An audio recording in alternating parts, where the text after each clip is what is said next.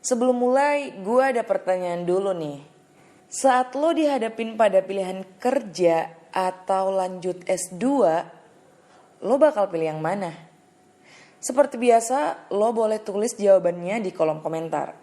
Oke, kalau lo milih buat lanjut S2, apa alasannya? Pengen nambah ilmu? Pengen gelar lebih? Atau belum dapat kerja? Lo boleh juga taruh jawabannya di kolom komentar.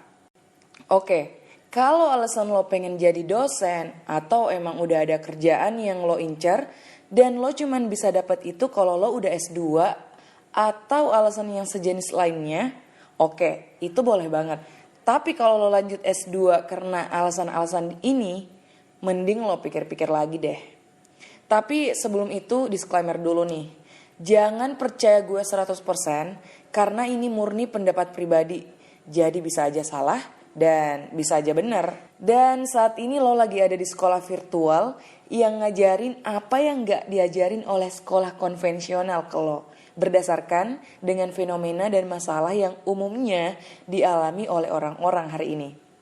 Oke, balik lagi ke materinya. Jangan pernah ngambil S2 kalau satu, takut mandiri secara finansial. Nah, mandiri secara finansial ini berarti lo udah gak bergantung pada orang lain. Entah itu orang tua lo, kerabat lo, yang intinya orang lain deh. Mandiri secara finansial ini emang sulit. Dan tentu aja banyak orang yang udah lulus kuliah tapi ngerasa belum siap nih buat mandiri secara finansial. Dan salah satu pelarian buat mereka yang belum siap, ya lanjut S2. Oke, ini gak sepenuhnya salah sih sebenarnya. Tapi kalau emang ini alasan lo buat lanjut S2, saran gue mending gak usah deh. Karena sampai kapan lo mau lari dari tanggung jawab lo buat mandiri secara finansial gitu. Abis lulus S2, lo juga bakal tetap ngadepin itu.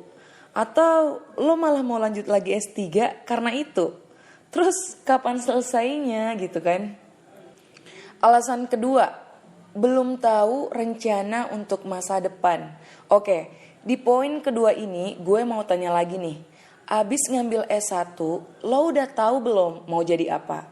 Lo mau kerjanya di mana? Lo mau kerja yang kayak gimana? Udah tahu belum? Atau lo mau lanjut S2 nih?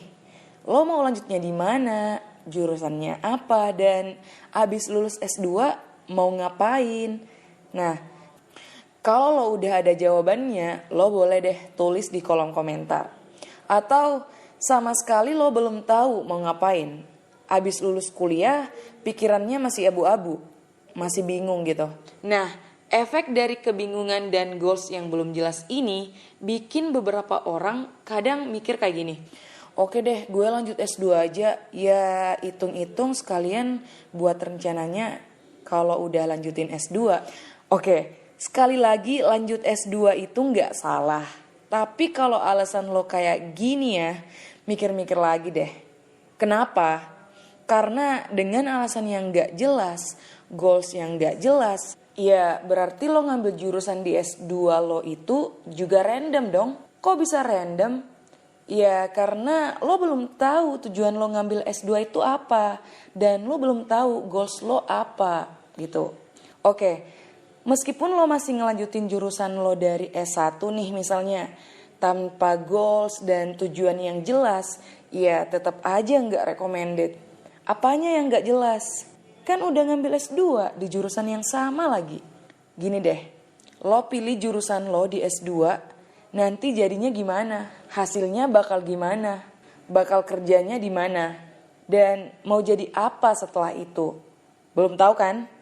Ya karena di pikiran lo yang penting lanjut aja lah dulu daripada bingung. Nah kayak gitu. Dan parahnya terkadang dengan alasan yang seperti ini, milih lanjut kuliah itu kadang ngikut aja ke teman. Temen daftar sini ikut, ngambil jurusan ini ngikut. Iya bagus kalau goalsnya sama dan emang jelas. Dan kalau nggak jelas juga ya sama aja dong. Udah jatuh tertimpa tangga pula, mana tangganya tangga eskalator lagi. Wah. Alasan ketiga, cuman mau coba-coba tinggal di luar negeri. Oke, Ini lagi-lagi nggak bisa gue salahin sih. Pengen tinggal di luar negeri itu udah hampir jadi mimpi semua orang. Tapi kalau emang alasannya itu doang, pengen tinggal di luar negeri, ini rasanya terkesan egois deh. Kenapa?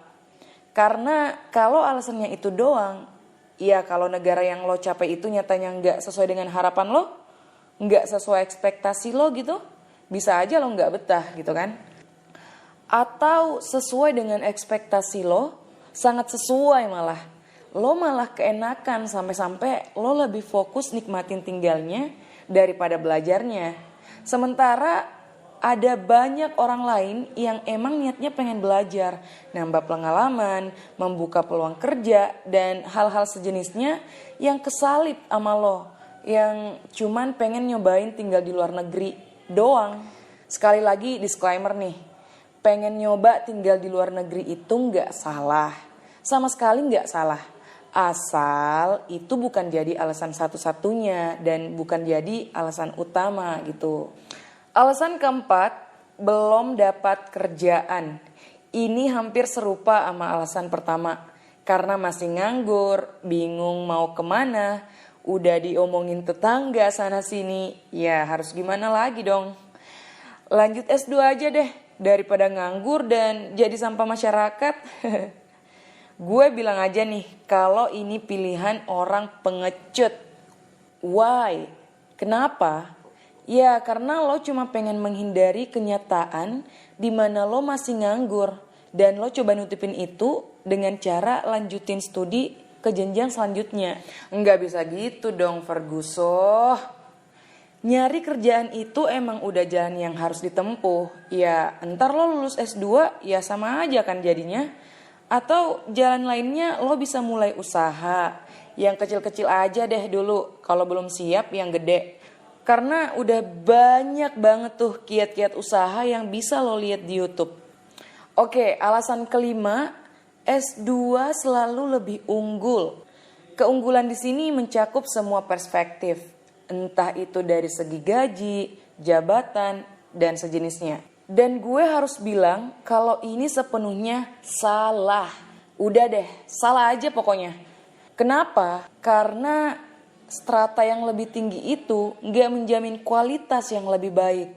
Ya kalau lo bilang dia ada keunggulan tersendirinya, ya oke, itu masih bisa dibenerin. Tapi kalau lo bilang selalu unggul, ya enggak. Bahkan yang gak pernah rasain bangku kuliah aja punya keunggulan tersendiri gitu kan. Gue kenal tuh satu manajer hotel ternama di kota Batam, dia cuma lulusan SMK loh. Bayangin aja berapa banyak sarjana S1 bahkan S2 yang ada di bawah dia. Dari segi jabatan ya maksudnya. Dan pastinya masih banyak lagi kasus yang serupa yang kayak gitu. Jadi kalau emang ini alasan lo, mendingan lo mikir-mikir lagi deh. Jangan karena ego kalian atau gengsi yang terlalu tinggi sampai membuang-buang waktu, tenaga, dan tentunya materi. Oke, sampai sini udah paham ya? Semoga kita selalu mengambil keputusan yang bijak. Sekali lagi ini murni pendapat pribadi. Itu aja dari kita. Kalau lo rasa ini bermanfaat, boleh banget like, komen, share, dan dukung channel ini biar bisa terus berbagi ilmu. Kalau lo rasa ini gak bermanfaat, dislike aja gak apa-apa. Tetap semangat jalan hidup di zona kehidupan lo.